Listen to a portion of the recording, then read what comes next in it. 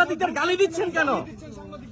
আপনি তো আইন আপনি এখানে গালি দিচ্ছেন সাংবাদিকদের, আপনি উপরে না, আপনি দিয়েছেন, আমরা শুনেছি, আমাদের কাছে রেকর্ড আছে, আমরা শুনেছি আপনি গালি দিয়েছেন। সাংবাদিকদের গালি দিচ্ছেন কেন?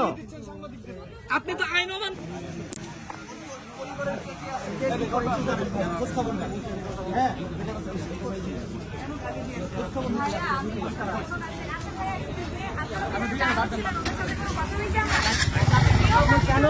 না না, আপনি পিছনে, আপনি উপরে দাঁড়িয়ে গালি দিচ্ছিলেন।